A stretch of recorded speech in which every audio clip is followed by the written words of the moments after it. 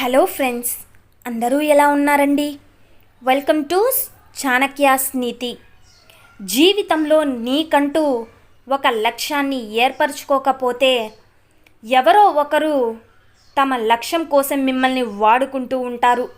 గుర్తుపెట్టుకోండి, ఎప్పుడూ కూడా కష్టాలు అనేవి మనిషిని భయపెట్టడానికి రావు, వారికి ఎలా బ్రతకాలో నేర్పించడానికే వస్తాయి. నిజమే కదండి. మనకు శత్రువులు పెరిగిపోతున్నారు అంటే మనం తప్పు చేస్తున్నామని కాదు, తప్పు చేసే వారిని ధిక్కరిస్తున్నామని అర్థం. సమయానికి అందుబాటులో లేనిది ఏదైనా కూడా వృధానే. అది మనిషి అయినా, డబ్బైనా, మాటైనా సరే. నమ్మించి మనిషిని మోసం చెయ్యగలవు, కానీ నటించి మనసుని మాత్రం ఎప్పటికీ మోసం చేయలేవు కదా. ఎప్పుడైనా సరే నిన్ను అవమానపరిచి హేళన చేసే వారికి నీ గెలుపే సమాధానం కావాలే తప్ప నీ పగ ప్రతీకారాలు కాదు. తనకు లేని వాటి కోసం విచారించక తనకు ఉన్న వాటితోనే సంతోషించే వ్యక్తి ఎప్పటికీ ఆనందంగానే ఉంటాడు. జీవితంలో కొన్ని విషయాలకి, అలాగే కొంతమంది మనుషులకి మనం ఎంత దూరంగా ఉంటే అంత మంచిది.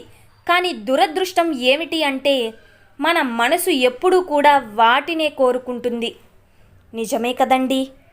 మీరు ఎంతవరకు ఇంకొకరిని బాధ పెట్టగలరంటే వారు మిమ్మల్ని ప్రేమిస్తున్నంత వరకు, అలాగే మీపై విరక్తి చెందనంత వరకు. గుర్తుపెట్టుకోండి, నీకున్న తెలివితేటలను నీ బ్రతుకు బాగుపడడానికి ఉపయోగించు, అంతేకాని వేరే వారి బ్రతుకు తెరువును పోగొట్టడానికి కాదు. ఇతరులు నిన్ను సంతోషపెట్టాలని ఎన్నడూ ఆశించకు. నిన్ను నువ్వు సంతోషంగా ఉంచుకోవడానికి ఎలాగో నువ్వు నేర్చుకో. అదే నీకు అత్యంత సంతృప్తిని, అలాగే ఉన్నతమైన ఆనందాన్నిస్తుంది. గుర్తుపెట్టుకోండి, ఎవరినీ కూడా ఒక చిత్తు కాగితంలా చూడకు. ఎందుకు అంటే రేపటి రోజున ఆ కాగితమే గాలిపటమై ఎగిరితే తల ఎత్తుకుని చూడాల్సి వస్తుంది. నిజమే కదండి. అలాగే నువ్వు దేనికోసం కూడా ఆతృతగా ఎదురు చూడాల్సిన అవసరం లేదు. నీ కోసం ఏది ఎప్పుడు రావాలో అప్పుడే వస్తుంది. దానికోసం విలువైన కాలాన్ని వృధా చేసుకోకు. విశ్వాసంతో ఉండండి, అంత మంచే జరుగుతుంది. నీకు కావలసిన దానికోసం శ్రమించకుండా పోగొట్టుకున్న దాని గురించి ఏడవడం మూర్ఖత్వం అవుతుంది. అసూయ, అలాగే అహంకారం, ఈ రెండూ కూడా ఒక రకమైన వ్యాధి లాంటివే. ఇవి ఉన్నవారు వాళ్ళు సంతోషంగా ఉండరు, ఇతరులను కూడా సంతోషంగా ఉండనివ్వరు. నిజమే కదండి. ఆశ ఉండడం తప్పు కాదు, అది ఎంతో సహజం కూడా. ఎప్పుడైతే ఆ ఆశలు ఆశించదంది వ్యక్తితో ముడిపడి ఉన్నప్పుడు అవి కేవలం దుఃఖాల్ని, అలాగే బాధల్ని మాత్రమే మనకి మిగులుస్తాయి. కోపం అలాంటి ఒక పరిస్థితి ఆ సమయంలో మన నాలుక, మనసు పనిచేసే దానికంటే కూడా ఎక్కువ వేగంగా పనిచేస్తుంది. దురాశ అది మనసు యొక్క స్థితి, అందులో స్వార్థం, కరుణ కంటే కూడా ఎక్కువ వేగంగా పనిచేస్తుంది. ఇక పగ, ఇందులో వ్యక్తి ఇతరుల కంటే కూడా ఎక్కువగా తనకి నష్టం కలిగించుకుని సుఖాన్ని పొందుతుంటాడు. అసూయ, ఇందులో వ్యక్తి స్వయంగా తన ఉనికిని కూడా పోగొట్టుకుంటాడు. ఆ వ్యక్తి ఇంకేదో అయిపోతాడు. ఇక మరొక వైపు ఆనందం, ఇందులో శరీరం కంటే ఆత్మ ఎక్కువగా సంతోషంగా ఉంటుంది. ఇక ప్రేమ, ఆ పరమ భావం, ఇక ఇందులో మన దుఃఖం అందరిలో నిండిపోతుంది. ఇక అందరి సుఖం మనలోకి వచ్చేస్తుంది. కాబట్టి మీరు కోపం, అసూయ, దురాశ, ఇక పగతో ఉండాలి అనుకుంటున్నారా? ప్రేమతో ఈ జీవితాన్ని గడపాలి అనుకుంటున్నారా? ఆ నిర్ణయం మీదే.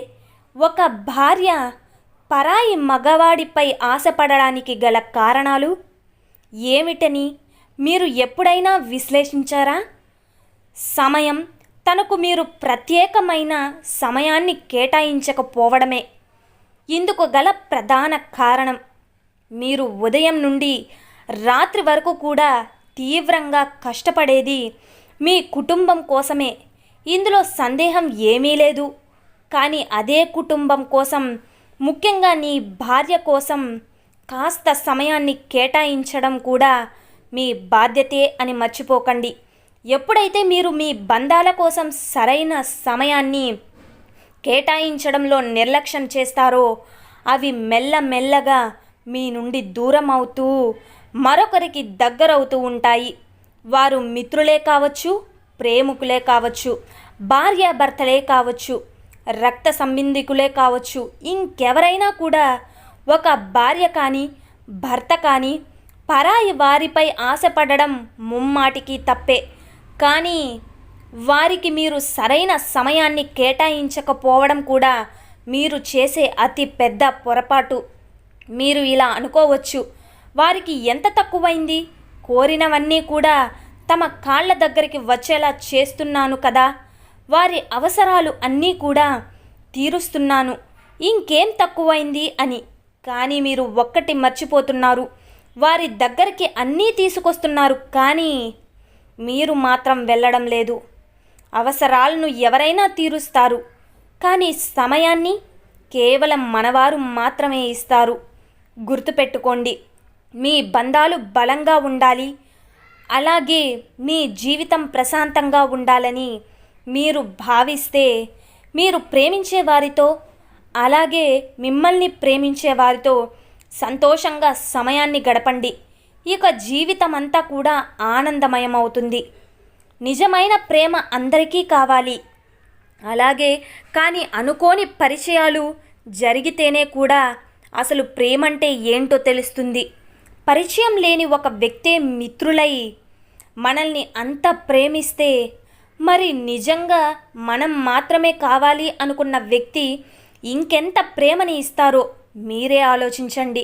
అన్ని పరిచయాలు అద్భుతంగా ఉంటాయని చెప్పను, కానీ అద్భుతమైన పరిచయాలు ఎదురైనప్పుడు వాటిని వదులుకోకుండా పట్టుకోవడం మన చేతుల్లోనే ఉంది. ప్రేమించే మనసు అందరికీ ఉండదు, కానీ ఆ ప్రేమ శాశ్వతంగా ఉండాలి అనుకుంటే పరిస్థితిని అలానే దాని యొక్క ప్రతిఫలాన్ని స్వీకరించడం నేర్చుకోండి.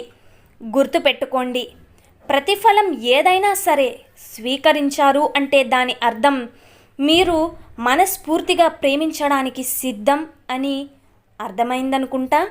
నువ్వు లేకపోతే నేను ఉండలేను అనేది భ్రమ, నువ్వు నాతో ఎప్పుడూ ఉంటావు అనేదే నమ్మకం.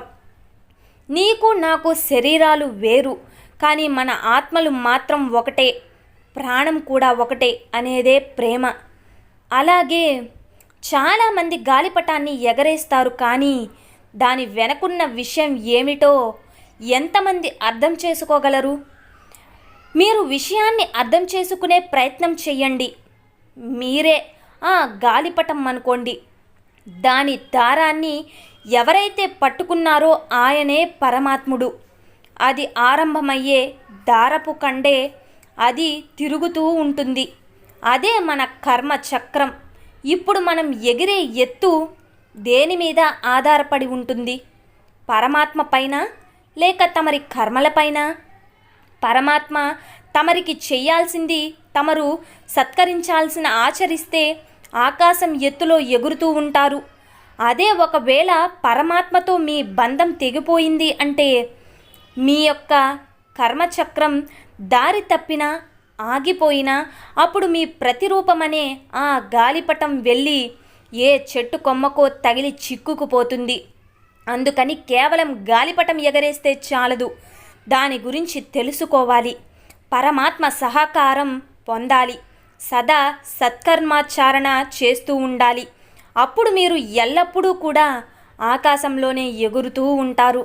జీవితంలో ముందుకి సాగడానికి మనకు ఎవరు కావాలి? తల్లిదండ్రులు, మిత్రులు, అలాగే ప్రేమ, సహాయం, ధనం, కాయ కష్టం, ఆశ ఎంతమంది ఉంటే అన్ని ప్రత్యామ్నాయాలు ఉంటాయి.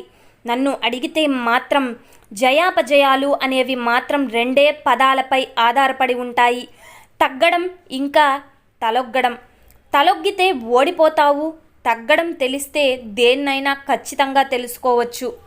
తమరు అలిసి ఉన్నా, బాధగా ఉన్నా, అలాగే మీరు ఆక్రోశంలో ఉన్న వారికి తలొగ్గకుండా పోరాడాలి, లేకపోతే మీరు ఓడిపోతారు.